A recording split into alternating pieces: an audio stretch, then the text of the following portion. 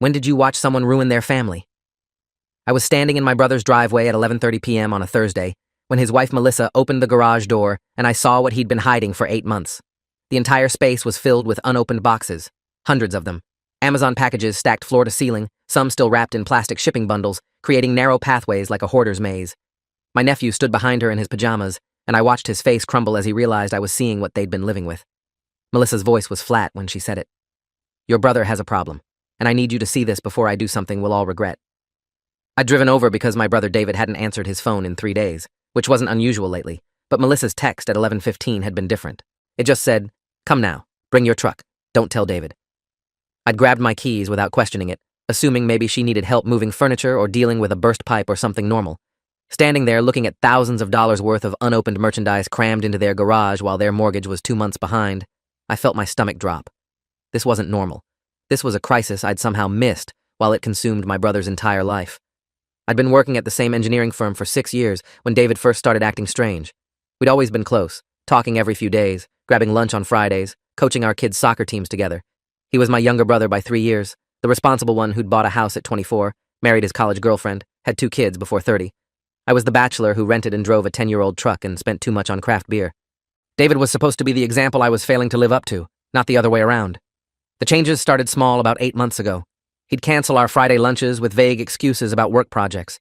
He stopped showing up to family dinners at Mom's house. When I'd call, he'd answer but sound distracted, giving one-word responses before saying he had to go. Melissa mentioned he was stressed about a possible promotion at work, and I believed her because David had always been ambitious. I told myself he was just busy, that he'd resurface once things calmed down. I ignored the red flags because it was easier than confronting the possibility that something was seriously wrong. Melissa led me into the house while her son went back to bed, and we sat at the kitchen table where she slid a folder across to me. Inside were credit card statements I wasn't supposed to see. Purchases from every website imaginable, multiple transactions per day, sometimes 20 or 30 in a single evening. Electronics, clothing, home goods, toys, books, kitchen gadgets. Things they didn't need and apparently never even opened. The total on the first statement alone was over $18,000. There are 4 more cards, Melissa said, her voice shaking now. All maxed out. We're $63,000 in debt from this, and I only found out last week when the mortgage company called saying we were in default. I sat there reading transaction after transaction, my hands starting to shake as I recognized the pattern. This wasn't normal shopping. This was compulsive, obsessive, completely out of control. David made good money as an IT manager, but not enough to support this level of spending while maintaining their mortgage and bills. I looked up at Melissa and saw she'd been crying for days, her eyes red and swollen, her hands trembling as she lit a cigarette, even though she'd quit 5 years ago. Where is he? I asked, and she laughed bitterly. On his laptop in the basement, shopping. He comes home from work, goes straight down there, and shops until 2 or 3 in the morning. He barely sees the kids anymore. Last week our daughter asked me if Daddy still lives here.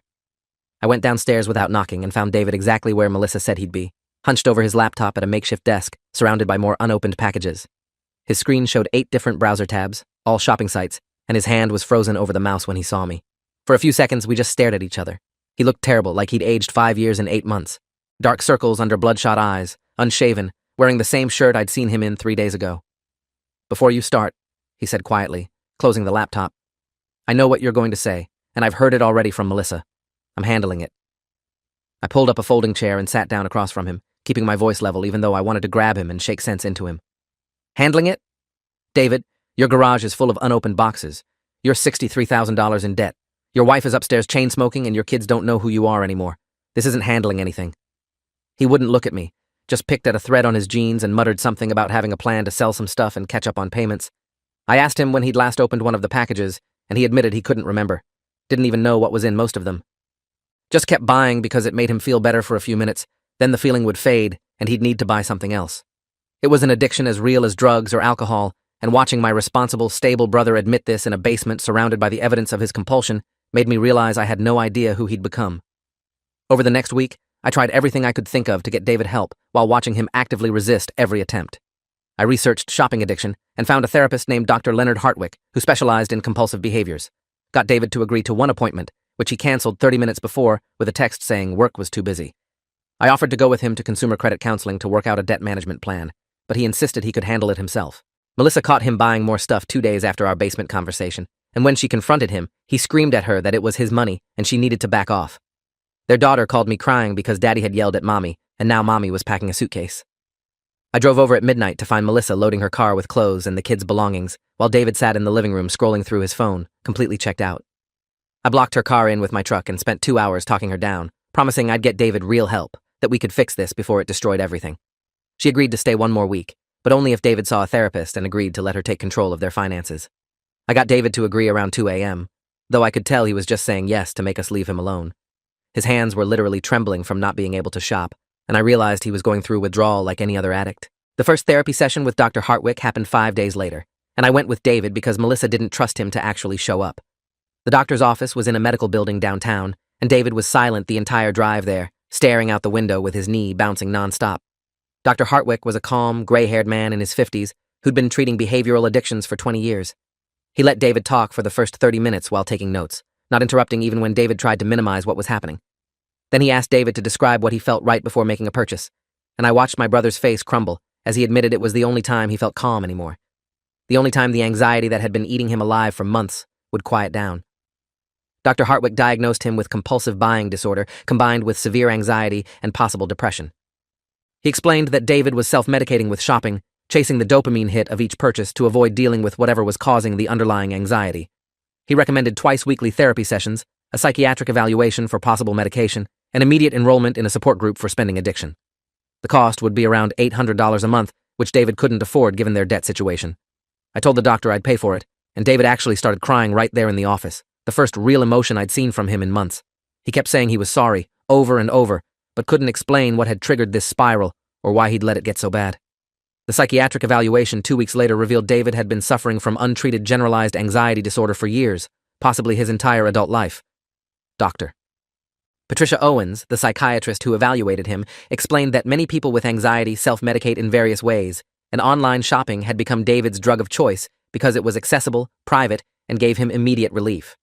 She prescribed medication for the anxiety and referred him to a financial counselor who specialized in helping people recover from spending addictions. The counselor's name was Neil Vance, and he'd personally gone through bankruptcy from shopping addiction before becoming a counselor to help others. Neil's office was in a strip mall next to a pizza place, and when we met him for the first time, he immediately made David hand over all his credit cards, debit cards, and his laptop. Cut the cards up right in front of us with scissors and put the laptop in a locked drawer. Explained that recovery required complete removal of the tools of addiction, just like an alcoholic can't keep bottles around. He set up a system where Melissa controlled all the money, giving David a weekly cash allowance of $50 for gas and lunch. Every purchase required her approval. David would have to check in with Neil 3 times a week and attend Debtors Anonymous meetings on Mondays and Thursdays. The plan was strict, invasive, and absolutely necessary. For about 3 weeks, it seemed to be working. David was going to therapy, taking his medication, attending the meetings, and slowly starting to engage with his family again. He played soccer with his son for the first time in months, had dinner with his daughter where they actually talked. Melissa told me she was cautiously optimistic, that maybe we'd caught it in time to save the marriage. I started sleeping better, thinking the worst was behind us. Then I got a call from Neil at 10 p.m. on a Wednesday, saying David had relapsed hard. Had somehow gotten a new credit card and spent $4,000 in 6 hours before Melissa discovered it and called Neil in a panic. I drove to their house and found Melissa hysterical, throwing David's clothes into garbage bags while he sat on the couch in complete silence. She'd found the credit card application in his email, discovered he'd been having packages delivered to his work address instead of home, had been hiding this relapse for a week and a half. She was done, she said, filing for separation in the morning and taking the kids to her sister's house 3 hours away. Nothing I said could change her mind this time, and honestly, I didn't blame her. Watching David sit there not even trying to defend himself or beg her to stay made me realize he'd given up. The addiction had won. The separation papers were filed on a Friday morning, and I helped Melissa load a U-Haul with half the furniture and all the kids' belongings. Her sister Natalie drove down to help, and the look of pure disgust she gave David when she walked past him would have shattered a normal person. But David just stood in the driveway watching his family leave like he was watching a movie, completely disconnected from the reality that his addiction had just destroyed his marriage. After they drove away, I sat with him on the front porch and asked him what the hell he was thinking with the secret credit card. He said he didn't know, said the anxiety had come back worse than ever, and shopping was the only thing that made it stop, even for a few minutes. He knew it was destroying his life, but in the moment of panic, he didn't care. He just needed the relief. Dr. Hartwick recommended inpatient treatment after hearing about the relapse, but David refused, saying he couldn't afford to take time off work. The irony of that statement would have been funny if it wasn't so tragic. He was making about $90,000 a year, but was now over $70,000 in debt with his family gone and his house in foreclosure. But sure, he couldn't afford to miss work for 30 days of treatment. I spent hours researching facilities and found one about an hour away that specialized in behavioral addictions and worked with payment plans. The Riverside Recovery Center had a 60-day program specifically for compulsive shoppers, with therapy, group counseling, and life skills training. I filled out the application for David and basically dragged him to the intake appointment. The intake counselor was a woman named Grace Peltier, who'd been in recovery from shopping addiction for 12 years and had worked at Riverside for 6. She interviewed David for 90 minutes while I sat in the waiting room, and when they came out, David looked like he'd been crying again. Grace explained that David qualified for their program, but he'd have to commit to the full 60 days with no contact from the outside world for the first month. No phone, no internet, no visitors. Complete isolation to break the addiction patterns and rebuild healthy coping mechanisms. David agreed to start the following Monday, and I felt hopeful for the first time in weeks that maybe this would actually work. The Sunday before David was supposed to check in, I went to his house to help him pack and found the front door unlocked and no one home. His car was in the driveway, but he wasn't inside. I called his phone 20 times with no answer, then started checking the house for clues about where he'd gone.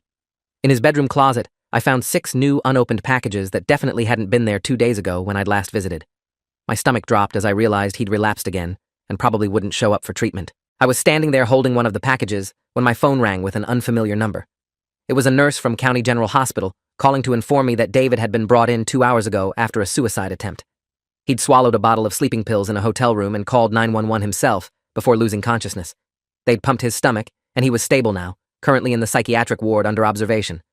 I needed to come down and provide information for his records since he'd listed me as his emergency contact. The drive to the hospital was a blur of rage and fear and guilt, wondering what I'd missed, what I should have done differently, how I'd let it get this bad. My brother had tried to kill himself rather than face his addiction and the destruction it had caused, and somehow I'd failed to see it coming. David was asleep when I got to his room in the psych ward, an IV in his arm and monitors beeping quietly. A doctor named Kevin Aldrich came in and explained that David would be held for 72 hours minimum for psychiatric evaluation, then likely transferred to a dual diagnosis facility that could treat both his addiction and his suicidal ideation. They'd found him with his laptop in the hotel room, browser open to shopping sites, which suggested he'd been using right up until he decided to end it. Dr. Aldrich asked about David's support system, and I had to admit his wife had left, his kids were gone, and I was basically all he had left. The doctor's expression told me that wasn't enough, that David needed intensive professional help that I couldn't provide. When David woke up around 3 a.m., I was sitting in the chair next to his bed trying not to fall apart. He looked at me and said, "I'm sorry you had to see this," like he'd embarrassed me at a party instead of nearly killing himself. I asked him why he didn't call me before swallowing the pills, and he said he didn't want to bother me anymore. Didn't want to keep being a burden. The addiction had taken everything, he said, his family, his money, his self-respect, and he figured everyone would be better off without him making it worse. Hearing my brother talk about himself as a burden that needed to be eliminated made me physically sick, and I spent the rest of the night sitting there making sure he didn't try anything else. The psychiatric evaluation the next morning resulted in David being transferred to Oakmont Behavioral Health Center, a locked dual diagnosis facility about 30 miles away.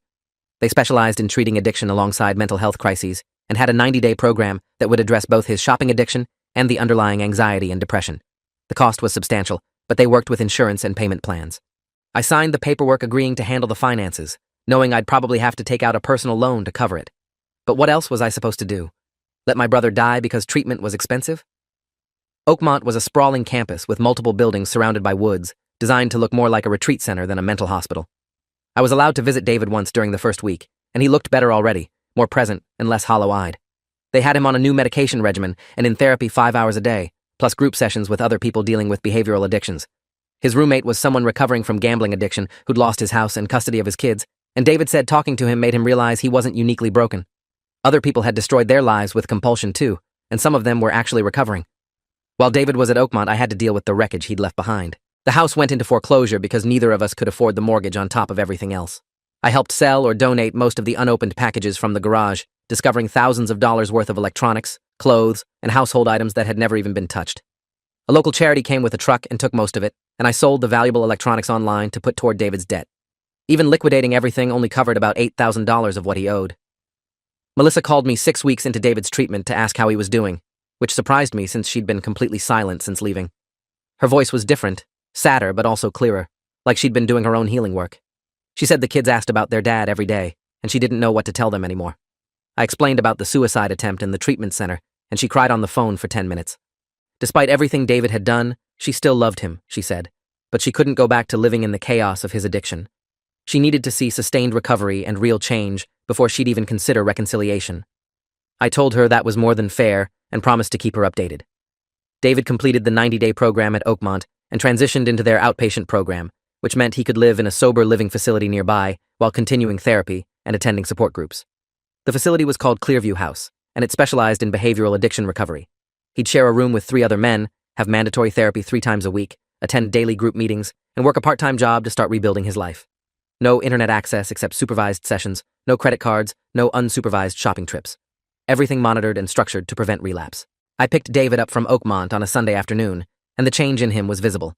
He looked healthy again, had gained back weight he'd lost during his worst months, and could look me in the eye when he talked.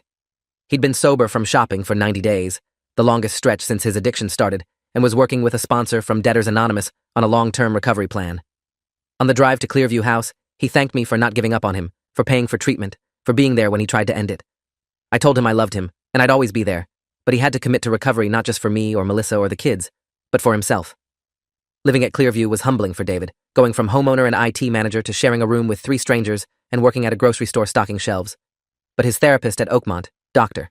Raymond Foster, had explained that rebuilding from rock bottom required embracing humility and accepting that his old life was gone. David had to create a new life based on recovery principles, not try to resurrect the one his addiction destroyed. He called me every few days from the facility's phone to check in, and I could hear the progress in his voice. He sounded like himself again, not the hollow shell who'd sat in that basement surrounded by packages. 4 months into his stay at Clearview, David's employer terminated him for excessive absences and performance issues that had accumulated during his addiction. Losing the job was devastating, but also freeing in a way because it removed the last piece of his old life. He enrolled in a job training program through Clearview that helped recovering addicts develop new skills and started studying for certifications in network security. His counselor at Clearview, somebody named Troy Brennan, who'd been in recovery for 15 years, helped him see this as an opportunity to rebuild a career that wasn't connected to his addiction patterns. I visited Melissa and the kids at her sister's place about 5 months into David's recovery to update them in person. The kids had grown, adapted to their new life, and seemed more stable without the chaos of David's addiction disrupting everything. Melissa looked healthier too, less stressed and more confident.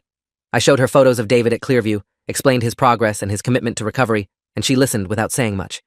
Finally, she asked if I thought he was really going to stay sober this time, and I had to be honest. I didn't know. Addiction was unpredictable, and relapse was always possible.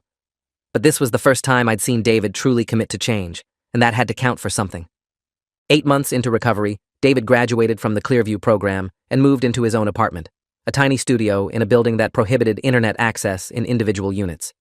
He'd saved enough from his grocery store job to cover first and last month's rent, and I helped him furnish it with basics from thrift stores. The apartment was sparse, almost monastic, but David said that was intentional. He didn't want the temptation of accumulating stuff, didn't want to fill space with things.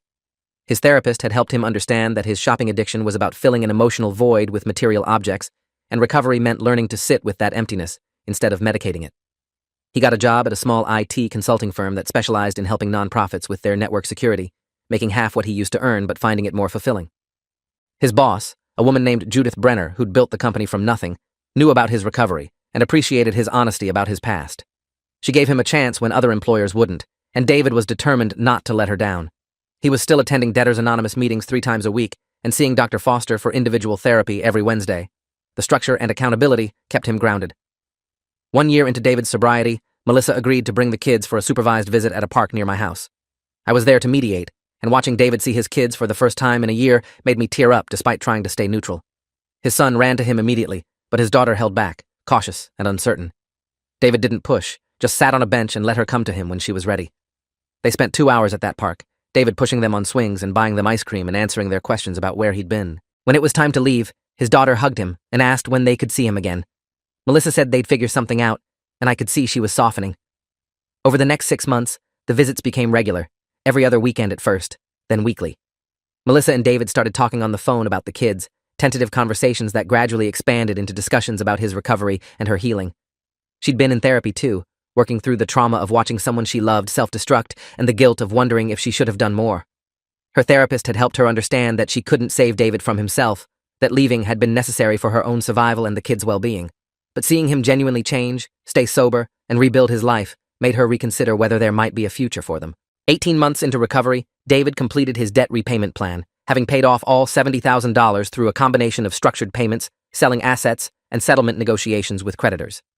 Neil Vance, his financial counselor, held a small celebration at his office with cake and sparkling cider and invited several other clients in recovery to share in David's victory. Completing the plan meant David was officially debt-free for the first time since his addiction started, and the relief on his face was profound. He called me from Neil's office to tell me the news, his voice shaking with emotion, and thanked me again for everything I'd done. I told him I was proud of him, and I meant it. 2 years sober, David and Melissa started marriage counseling with a therapist named Dr. Francine Kowalski, who specialized in rebuilding relationships after addiction. The sessions were intense, sometimes brutal, as Melissa confronted David with the pain and trauma his addiction had caused while he had to sit there and accept it without defending himself. Dr. Kowalski helped them communicate in healthier ways, establish boundaries around David's recovery, and slowly rebuild trust. Melissa made it clear that reconciliation would be a long process with no guarantees, and David accepted those terms completely. He was grateful she was even willing to try. Around the same time, David started speaking at Debtors Anonymous meetings about his experience with shopping addiction, sharing his story to help others who were struggling. I went to one of his speaking engagements and watched him stand in front of 30 people and bare his soul, talking about the rock bottom, the suicide attempt, and the long climb back to sanity. People came up to him afterward, crying, thanking him for his honesty, saying they saw themselves in his story. Watching my brother turn his worst experiences into something that helped others was one of the proudest moments of my life. 3 years into recovery, Melissa and the kids moved back to our city, though not back into David's apartment. She rented a house nearby and they started doing family dinners on Sundays, slowly rebuilding their family dynamic in a healthier way. The kids were thriving in school, both doing well academically and emotionally, and the stability showed. David was present in ways he'd never been before his addiction forced him to confront himself. He coached his son's basketball team and helped his daughter with her science projects and showed up to every school event without fail. The real turning point came when David's daughter wrote an essay for school about courage and chose to write about her father's recovery from addiction. She interviewed him for the essay, asking hard questions about why he'd let shopping take over his life and what it felt like to almost die. David answered every question honestly, and the essay won a school-wide competition. At the awards ceremony, his daughter read the essay aloud, and there wasn't a dry eye in the auditorium when she finished by saying her dad had taught her that being brave meant admitting when you need help. Melissa grabbed David's hand during the reading, and I knew they were going to make it. 4 years sober, David and Melissa officially reconciled and renewed their wedding vows in a small ceremony at a park with just family and close friends. David's vows included specific promises about maintaining his recovery, attending meetings, staying accountable, and never letting addiction back into their lives. Melissa's vows acknowledged the pain of the past, but committed to building a future based on the growth and change she'd witnessed. Their kids stood up with them, and when the officiant pronounced them remarried, both kids cheered and ran to hug their parents. It was a family that addiction had nearly destroyed, pieced back together through years of hard work, therapy, and unwavering commitment to healing. David's career had rebuilt too. Judith Brenner promoted him to senior security consultant after seeing his dedication and skill, and he was making close to what he'd earned before, though living much more modestly. He and Melissa bought a small house together, a fresh start with no history, and furnished it simply with only what they needed. David had a rule that he still followed religiously. If he wanted to buy something, he had to wait 3 days and discuss it with Melissa first. The rule had prevented countless impulse purchases and helped him maintain healthy boundaries around spending. I saw David at his house last month for a Sunday family dinner that's become our tradition. He was grilling burgers in the backyard while his kids played basketball and Melissa set the table. Watching him laugh at something his son said, so present and engaged and alive, I thought about the night I found him in that hotel room after his suicide attempt. The brother I thought I'd lost forever was standing in front of me, recovered and whole. Not perfect, because addiction is a lifelong battle, but fighting it every day and winning. After dinner, we sat on his porch while the kids ran around the yard, and he told me he'd just celebrated 5 years sober from shopping. 5 years of meetings, therapy, accountability, and choosing recovery every single day. I think about it sometimes, he said quietly, watching the sunset. The packages, the rush of buying something new, how it made everything quiet for a few minutes. The urge never completely goes away. But I've learned other ways to deal with the anxiety, healthier ways. And when it gets bad, I call my sponsor, or go to a meeting or talk to Melissa. I don't handle it alone anymore. He looked at me then, and I saw tears in his eyes. I almost destroyed everything that mattered because I was too ashamed to ask for help. Don't be like me. If you're struggling with anything, don't wait until it costs you everything to reach out.